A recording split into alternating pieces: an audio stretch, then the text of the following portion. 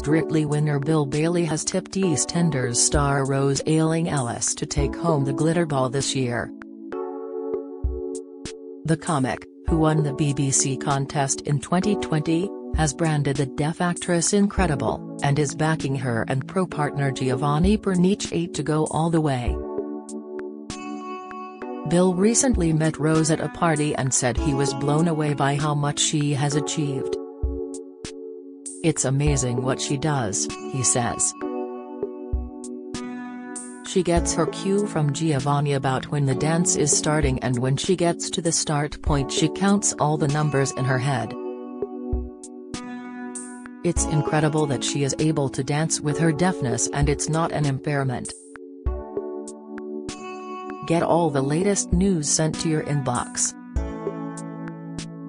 Sign up for the free Mirror newsletter. She has found a way to work around it. That is what is so incredible.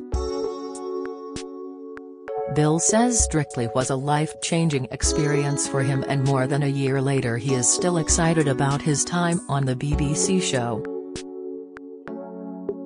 He continues to dance, and reckons he's even got a signature twirl. "I can't stop dancing," Bill says.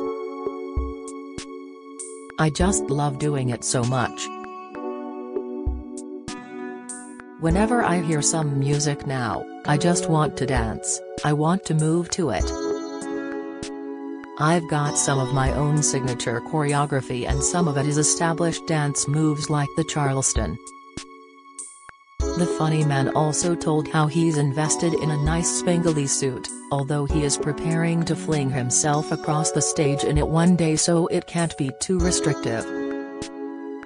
Bill's new passion for dance and keeping fit is far cry from the days when he first burst onto the comedy scene in the 1980s.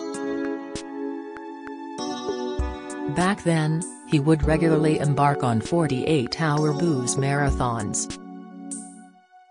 But he will be teetotal for his new stand-up tour, with early morning aerobics classes and healthy packed lunches made by Kristen, his wife of 23 years. Bill, 56, who's en route to normal tour kicks off on December 12, says, "You have to be fit to go on tour. It is demanding and grueling. A lot of traveling.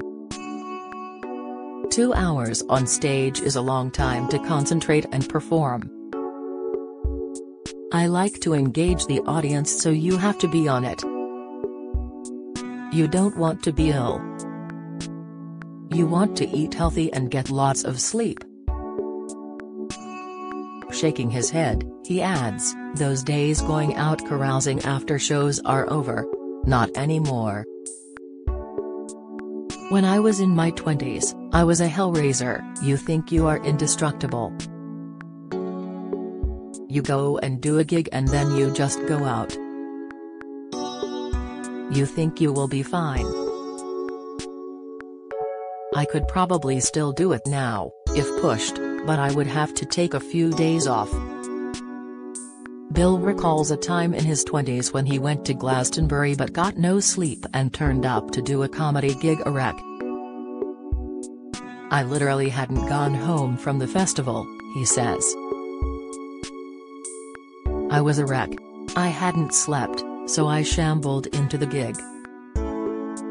We would go to Glastonbury for days, and there is an Alice in Wonderland aspect to it, definitely. I arrived at the Comedy Store to take part in a topical news comedy show and I had no idea what had happened in the last few days. They asked me about the news and I had absolutely no idea." Now, Bill's pre-gig routine consists of aerobics in the morning so my immune system is firing and food made by his wife. "You can get decent meals in restaurants, but the problem is when you get it," he says. "Normally, at 8 p.m., showtime, I would be sitting down for dinner, but I can't eat food too soon as you get indigestion, but if you leave it too long you get peckish. It's normally about 5 p.m. when I eat. My wife makes up a meal for me and I take it wherever I am and eat it in the dressing room. I take 2 of the meals and then I put 1 in the freezer. We love a lot of Asian food, so she will cook Indonesian or Thai, maybe some grilled fish or grilled chicken, some brown rice, some vegetables. Something that will give you energy. Bill, regularly voted one of the UK's top stand-up comics, says his new show will incorporate his Strictly experience, which last year saw in him take home the Glitterball trophy with pro-partner Odi Mabuse. It will also cover the pandemic and how, in that time, the comic discovered new things about his family. Bill says, "My dad, who is in his 80s, never had an iPhone his whole life, but I bought him one and he taught himself how to use it so he could join in with all the Skype conversations with the family. We would actually communicate with him more. It was also about finding another facet of someone's life. My dad would put on a shirt and tie for a Skype call. I was like, 'Dad, you don't have to put on a shirt and tie,' and he was like, 'No, you can't let standards slip.' That was something I never realized about him. It reminded me of when I was a kid and he was a doctor. He would go out on calls in the middle of the night in a shirt and tie."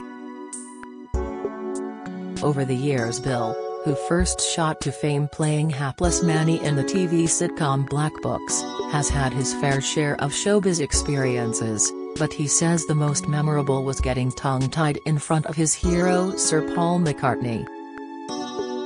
He says, "I was such a huge fan and had prepared this speech I was going to say to him, but it went completely haywire.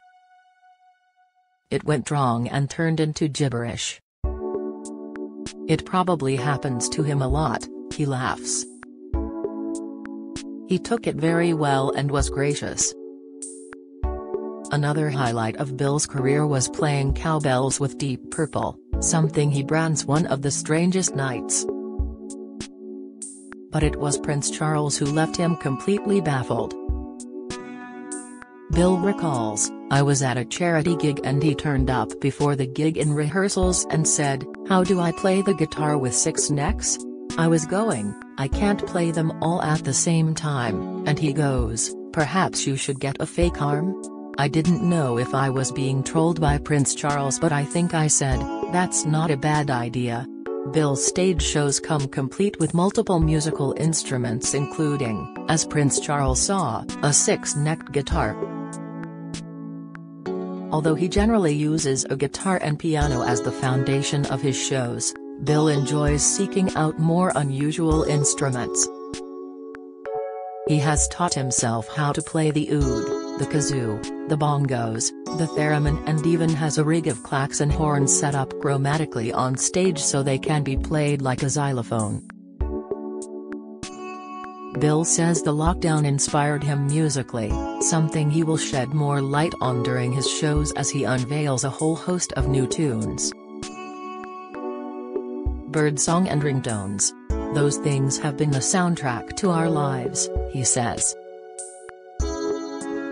Having no planes and trains, we were catapulted back in time to some pre-industrial age where there were fewer sounds. A lot of composers would take their inspiration from the natural world.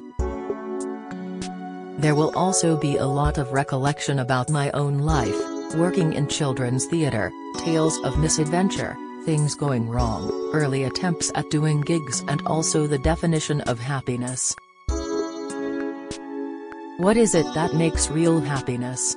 Those are the things I was thinking about a lot. It's something that is always touted, what happiness is and how it compares with other countries in the world.